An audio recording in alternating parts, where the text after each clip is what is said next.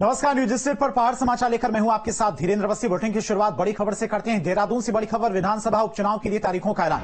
उत्तराखंड की 2 सीटों पर उपचुनाव होना है। मंगलौर और बद्रीनाथ सीट पर चुनाव की तिथि घोषित की गई है। 10 जुलाई को दोनों सीटों पर मतदान होगा। फिर 13 जुलाई को इन सीटों पर जो मतदान हुआ था उनकी गिनती होगी। लोकसभा चुनाव खत्म होने के बाद अब उपचुनाव की बारी है। देहरादून से बड़ी खबर, विधानसभा उपचुनाव की तारीखों का ऐलान हो चुका है। उत्तराखंड की 2 सीटों पर उपचुनाव होना है।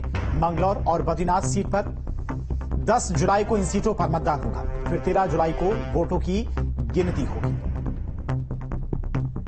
तो देहरादून से बड़ी खबर है, उत्तराखंड में विधानसभा उपचुनाव की तारीखों का ऐलान हो चुका है। 10 जुलाई को दोनों ही सीटों पर, मंगलौर और बद्रीनाथ सीट पर मतदान होगा। फिर 13 जुलाई को मतगणना होगी। 13 जुलाई को यानी कि नतीजे आएंगे। और इसी खबर पर तमाम और जानकारी के साथ में अजीत सिंह राठी हमारे साथ जुड़ गए हैं। अजीत, उपचुनाव के लेकर तारीखों का ऐलान हो चुका है। मंगलौर और बद्रीनाथ सीट पर 10 जुलाई को मतदान होगा और 13 जुलाई को नतीजे आएंगे। जी बिल्कुल, देखिए आज ही ये चुनाव कार्यक्रम जारी हुआ है। अभी चीफ इलेक्टोरल ऑफिसर जो वीबीआरसी पुरुषोत्तम है, उन्होंने पूरी जानकारी भी दी है कि किस विधानसभा में कितने वोट हैं। लेकिन यहाँ ये जान लेना जरूरी हो जाता है कि चूंकि अभी लोकसभा चुनाव समाप्त हुए हैं, संपन्न हुए हैं, तो ये दोनों सीटें गैर भाजपाई पृष्ठभूमि वाली थी। पिछली बार मंगलौर सीट बसपा ने जीती थी और बद्रीनाथ सीट जो है कांग्रेस ने जीती थी।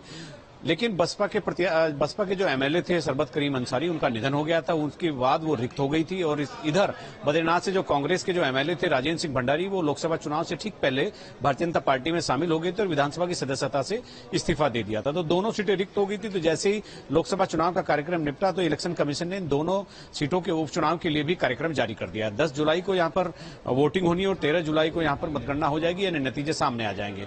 और भारतीय जनता पार्टी के सामने बस एक चुनौती, इसको बड़ी चुनौती या सामान्य चुनौती जिस भी श्रेणी में आप रखना चाहते हैं, लेकिन एक चुनौती यह है कि दोनों ही सीटें गैर भाजपाई थी। लेकिन अब बदली परिस्थितियों में जब लोकसभा चुनाव हुए हैं, लोकसभा चुनाव में मंगलौर में कांग्रेस प्रत्याशी को 23,000 की लीड मिली है मंगलौर विधानसभा में, और दूसरी तरफ बद्रीनाथ विधानसभा में 8,500 की लीड लेकर भारतीय जनता पार्टी आगे थी। तो अब इन दोनों विधानसभा के उपचुनाव में भारतीय जनता पार्टी का ये एक निकाय चुनाव से पहले थोड़ा एक लिटमस टेस्ट जैसा हो गया है। तो दोनों विधानसभा चुनाव में किस तरह की एक रणनीति भारतीय जनता पार्टी के पास होगी, ताकि मंगलौर और बद्रीनाथ दोनों को अपने खाते में लाकर विधानसभा में अपनी संख्या को बढ़ाया जाए। जी अजीत, दोनों सीटों की बात करें तो अभी तक प्रत्याशियों को लेकर कोई सुगबुगाहट, किन्हें यहां से टिकट दिया जा सकता है बीजेपी की तरफ से?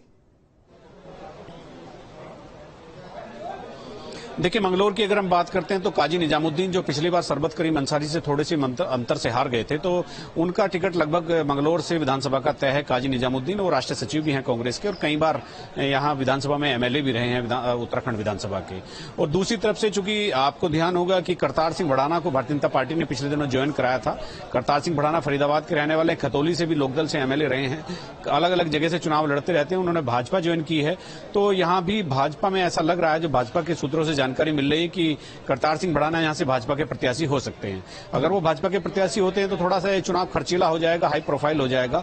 और लेकिन काजी निजामुद्दीन मजबूत नेताओं में गिने जाते हैं, उनका टिकट भी लगभग तय माना जा रहा है। दूसरी तरफ बद्रीनाथ से अगर हम बात करते हैं तो चूंकि कांग्रेस और अपनी विधानसभा दोनों छोड़ करके राजेंद्र भंडारी भाजपा में आए हैं, तो मुझे लगता है कि राजेंद्र भंडारी को ही भाजपा यहां से प्रत्याशी बनाएगी। अब कांग्रेस अपने पत्ते यहां कब तक खोलती है, बद्रीनाथ में कब तक प्रत्याशी घोषित करती है, कई नामों पर चर्चा हो रही है, लेकिन अभी कुछ तय नहीं है। लेकिन राजेंद्र भंडारी का लगभग भाजपा से लड़ना तय माना जा रहा है। जी ठीक है जीत, लगातार आप हमारे साथ बने रहिए। आगे